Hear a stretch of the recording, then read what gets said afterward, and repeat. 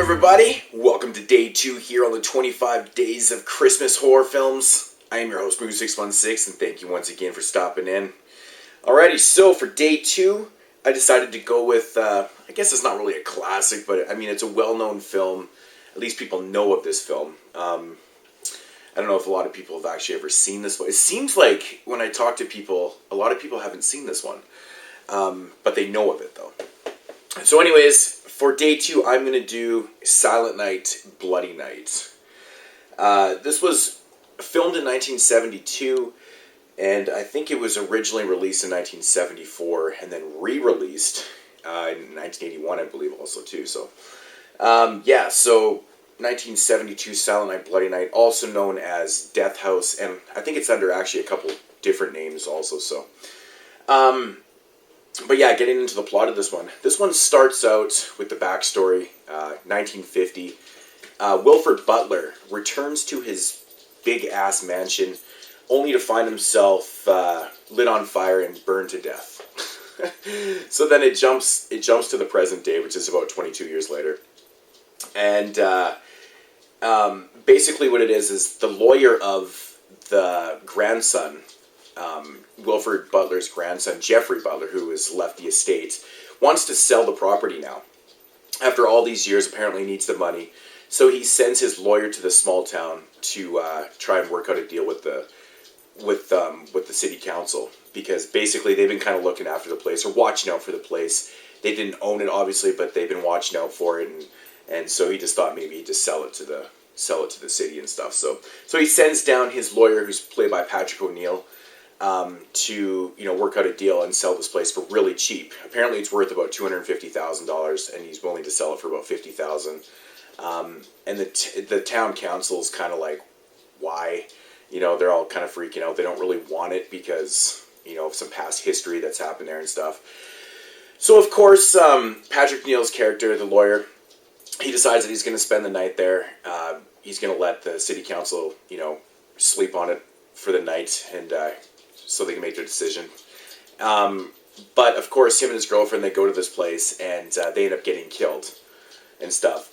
You later find out that someone has escaped from the local mental institution, and now is basically taking out the town folk.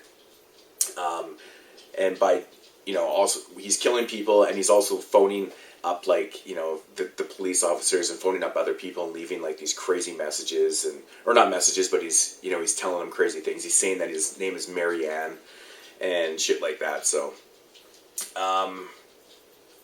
I guess I'll just leave the plot right there. I can't really say too much more from there because it kind of plays out like a giallo film, but yeah, this is basically a proto-slasher film. It plays out very much like a giallo. It's basically a murder mystery. You don't really know exactly why these things are happening, and then it's all, of course, revealed in the last 20-25 minutes, where they basically give the whole backstory and what exactly is happening and why all this is happening and stuff. So, but my thoughts, I've always really enjoyed this film. Everything from the score. First of all, the score in this movie is very haunting.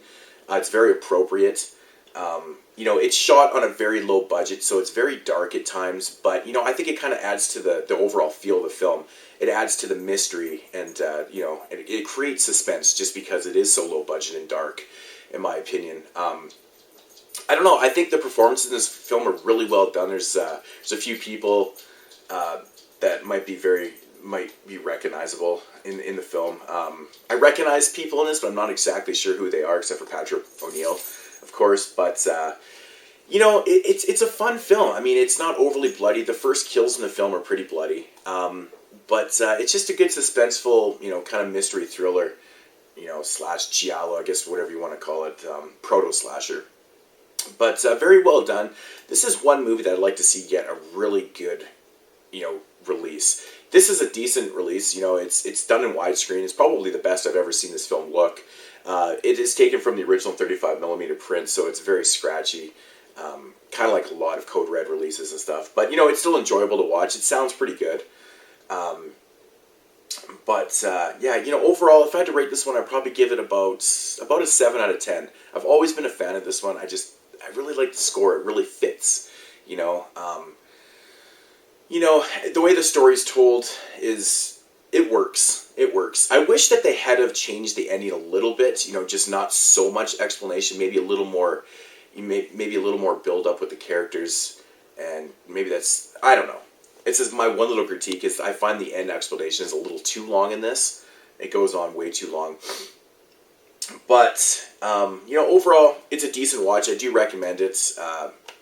Yeah, and like I said, this is probably the best I've ever seen the movie look. So, who knows? I don't know if it'll ever get a Blu-ray release or whatnot, but I mean, they would have to do a lot of work to really clean this film up. But yeah, you know, Silent Night, Bloody Night, I do recommend it. If you've never seen it, definitely give it a shot this Christmas season. So you might really enjoy it. It might be one of those films that might surprise you. So, but yeah, day 2 here, the 25 Days of Christmas Horror.